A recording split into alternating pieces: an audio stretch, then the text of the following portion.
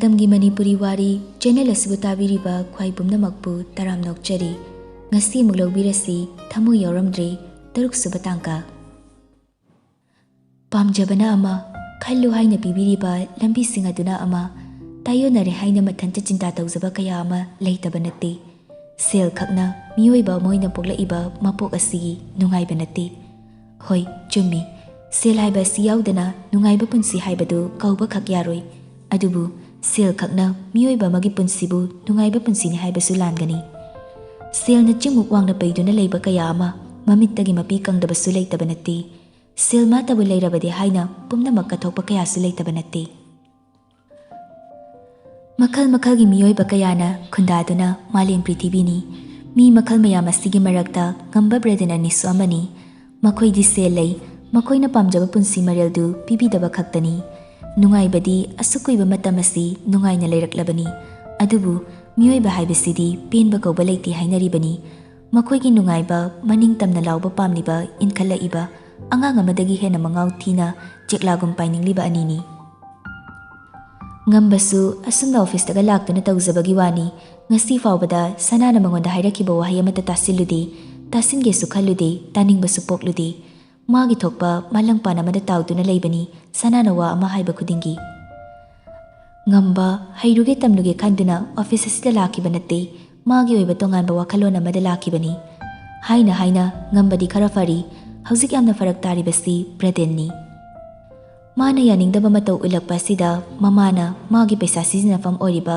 bank mari leinaba khudima block thamjinkhre mapan thokpada matungna mi ko inaduna mabu question sena hali Braden tasingna tawriba thawong asi mayamna hinadri mapanadi makoina haiba yaduna pumnamak nungaina leisi haiduna themi adubu Braden na yadri mana yade haiduna mana ngambadi natte mathangi numit adu mamana mabu official oina head office asida director oina thaupuba haunaba stilleba meeting adu ma chattaba yarudori mafiloishin ba loiraduna tholai car मनुंगदा फमना WhatsApp ta changduna ngambada pawse haisira hairoisira haina asungkali horen kona fazana wari oina saragi khanduna phone adu lock dokshinduna adum hapchinkhre Braden office yauduna meeting hall manungda changlai mana changlakpada mi anambana tinduna leiramle achoba post paiba staff karasu hanana mama mapa ani na saktaktuna khangna hali ngarang leiramba staff singsu hana khangna chanarabagum mabu ubada kaungangduna tawi Braden su nofet tawduna mayamge response loina pikre press ki miyoi kaya sulakduna thoramadugi matangda makoi gi report inaba sem sanai somda office da famduna phone me libangamba Facebook in news feed tu asum scroll tawduna sanabada haikol gi Facebook page da Braden na auditorium mamangda lepduna speech pibagi photo du hek urure caption dana new director of haikol haina tharibadu ubada ngamba table da leriba calling bell du taha na kingi sanasu manungda second khargi matungda changlaktuna lepi sir kai matangino ngarang ngamba na nganglakpa dudagi sanasi nahan makhaigum ngamba da ngangdrabani wa ngangbada mathak thongba madu utpa respect adu chapchana uttuna nganglabani nahan makhaidi hek lakpaga magi takadaba sing adu puthoktuna taknaba hainaba hotnabani adubu ngasidi ngamba na haiba adu khakni mana tawribase atopa magi oiba wa mata haide ngasi haikol-gi kari function lai ngasai ayu aina phangma paudadi haikol-gi chairman oriba president gi machanupana ngasi director oibagi program ama lai haina taki hana ne sinduna leiba natabana ahen badi khangde kari hana plan to nataba mayamda official oina chairman president gi machani haina sakta kudi ngasi na hanbo oiga tawribani hana kanamtana mabu masak khangde ngasi hanbo oina public to phongdokani sir oh aduga mana aingonda karimta hairaktrishna kaige ngambana mathanta murum sonjabani sanado karino haiba khangdi adubu hanglakti mabu tahangi khallabadi hauna hairakani mabu tahaningdaduna lona hairibani khanduna ma karisu hanglakti amaromda ma ngaibani ngarang na hikole kolbu yeknabani haina palluba aduda mabu ikaiba wahai kaya hairaga ngasina makoigi maramda atamdana hanglakpa aduda yare tho ngambana amung non khatuna hairakpani sanasu mamai leiduna thokpa hawi adubu ngambana amuk khame ngaiko Sanasu thanglamba makhong adu lepduna mamai leishinduna ngambada muk yenglai ngambana makut ani duna khadangda sauduna hanglai kaigino nangna ngasi change khangtau torisina kemta taktana nangna ngasi tumina lerisina kaigino sarna khangningba leiba matamda wahangoina hangbiro matamduda aina khangba khrada sarda khumjage nangse aigi mentor ni haina aigi pan tharapani but you are acting like my secretary sarna ibu mentor amo ina khanba ngamlaba matamda ai sagi mafamda mentor amo oibagi saklona du puduna lakjage hauski oinadi sarna pamgadaba moongda ai sargi secretary amagumna leijage sargi awatpa leibada aibu ningsingbiro ngambadu phone du muthatlaga mana famliba chair aduda yanduna leiriba jacket adu paiduna haugatuna hanglai nang bar mafam khangba leibro baramda chachi masi haina sanana khumban ngamdringai ngambana hana mang thaduna thokre sanasu upai leitaba sakfam amada ngambagi matung induna tholakle anidu high class ki miyoi singaktana changnaba bar amada lai tasingna manipurdadi barsi leinadi illegal oiba thabak amagum khanei adubu sanana puduna lakliba mafam sidi achoba official kangbuna changnaba mafamni ka henba lamchat kamba mawng dinati music thinduna wine thakpa seva tawriba sing adu nupi singna tawba asigumba khaktani ngambana bar manungda changlakpada machin badu chingkhatuna noi sanana manungda yaurakpaga hairei sarna loraga thopiro ai gari da ngaijaramage thoki ge tawbadu ngambana afing afai oina sanagi khudangdu phaduna khamai ngaiko adum leyu ngambana farakliba makhut adu satoktuna sana sukhumlai sir aidi siguma famda leibase kaya hinade masidi aigi thogi wangmada suni siguma famda kuina leibada aigi fazafam leiti asugamna simple oiba nang ai khak leibasu nataba atopa mayam amasu leiriba madugi matakta this is not a room just a hall with full of people aidi ngawradi lambi khangde aduna aigi nakta aina thakpa loiba ngayu masi haina sanabu khudang paiduna chingsinkhre aduga sangna leiriba table adugi nakanda thariba sofa amada changsinduna famkhre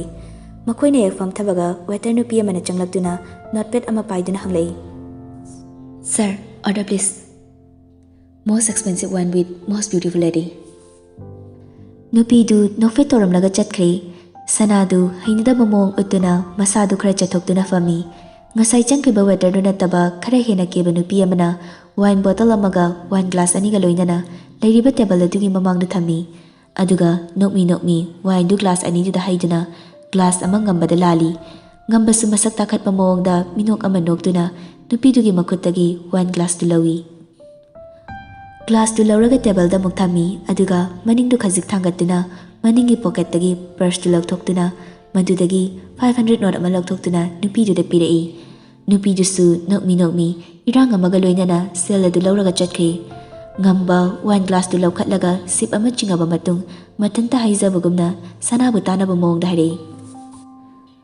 thabak ama tawba habise effort changi mi amane effort thadaraga thabak ama tawrakpa tarabadi thabak to soidana mai pakani miyoi aduna thadariba effort adabu nakna leiriba miyoi singna respect tawba habise masana tabni mana wana hotnaribadu khangpiba ma changi hairiba memse fagi na diyaro fagi yaba thabak nate mana ngangi bising adu sana tarira tadrira mamai duna kanamada onthokduna lei ngamba mamitu septuna sanada haifet yengakpada onthokduna famlibadu ubada macinduna mafat inkhatuna noi aduga wangangda asumfamna famna wine du glass mari season kre manga suba round hairakpaduda sanana ngambagi makhuttu ta pharei ngambasu ni sapan bahora bani mamitu su khara ngangsili ngangli pangli bamit ani duna phari ba makhuttu di yengduna hairei tingliba kaidura tawisibo sir hauzik site time ni henjin dringaida aina khamjabani warobiroi ngambadu sanada yengduna sanana phari ba makhuttu dakthoktuna wine glass tu thangkatuna utlaga hairei nangna khanggadaba amna aise yu kayam thakani kamaina tawgani kaise yam munna khangmanu pani yu thakpada khwaidagi maru obise khanane haina khali partner is very important yam maru oikraba ada aigidi partner yaudi aduna aina pamjaba mawngda enjoy tawbani masi kaisu kaiba natina nangsu aigi nakta aigi partner ama oina phamba nate aina nangonda kemta yetpasu nate aduna nangna aingonda thingpham tokte sir International pack se 3 kaktani. Sir di 3 pack tagi henkre. Handakisina manga suba oigadoribani.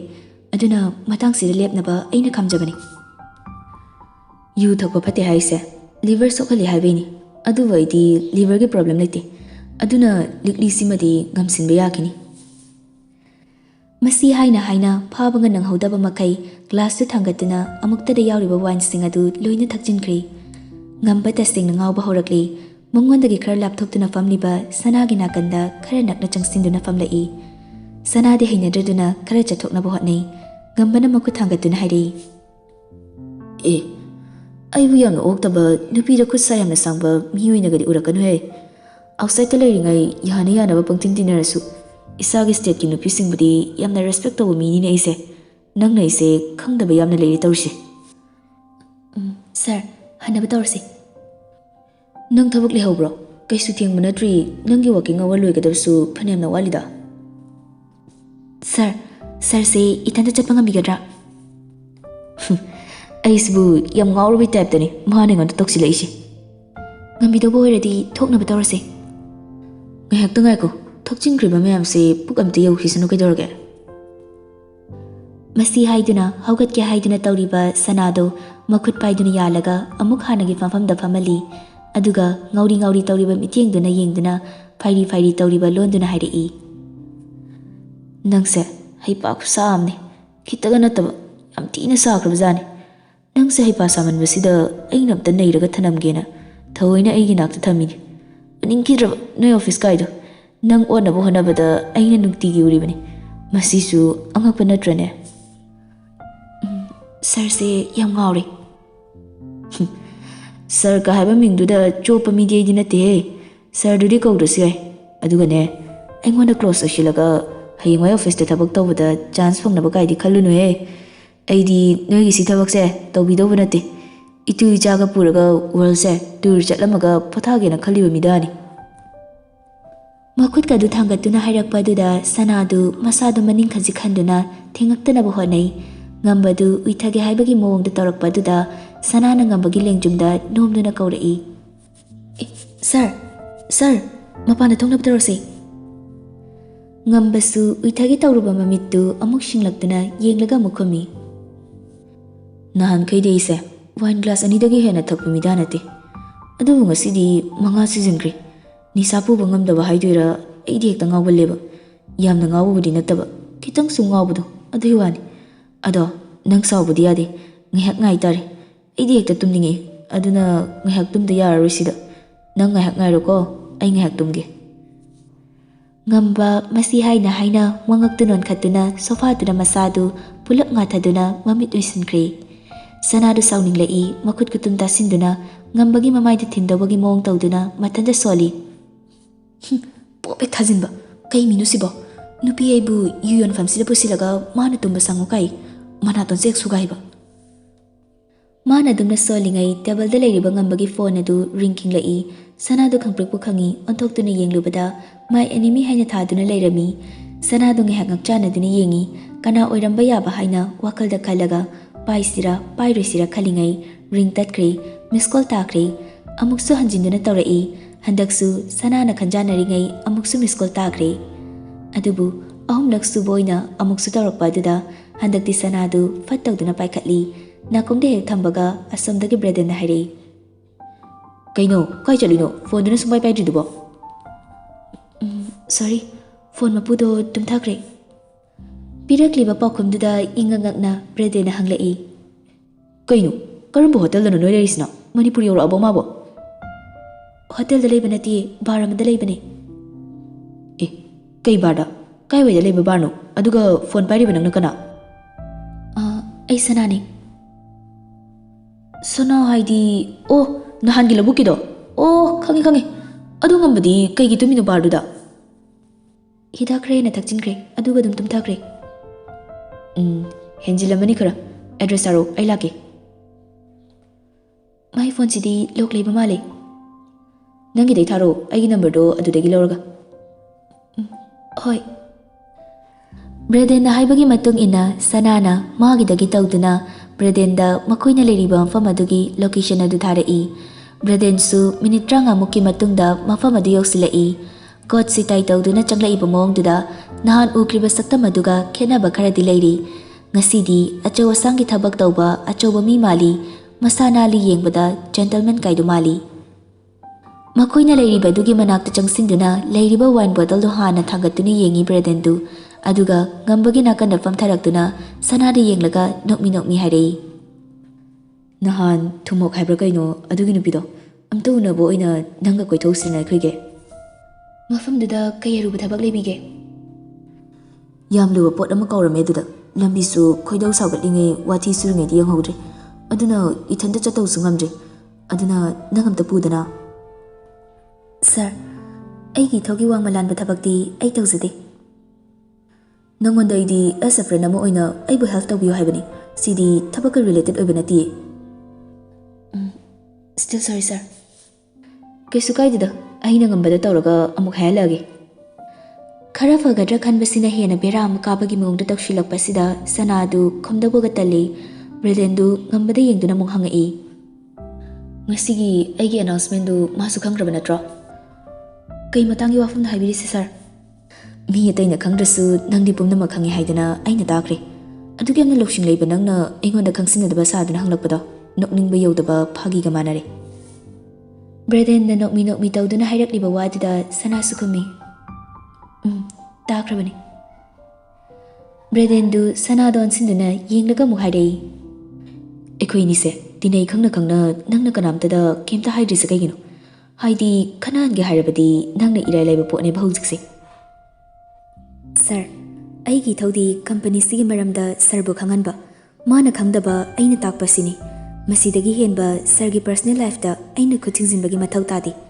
Sirgi friends singi maramdi sirgi oiba personal matter ni. Aduna masida aigi mathau tadraba khali. Bradendu pisumani du inkhatuna mangaktu nomi ngasaidagi tawriba matawdu paradu da inarakpa nupa amana lona phone aduda photo namli mamina topade yengduna mayamduna chingna khidanaba mawngda tumina famba saduna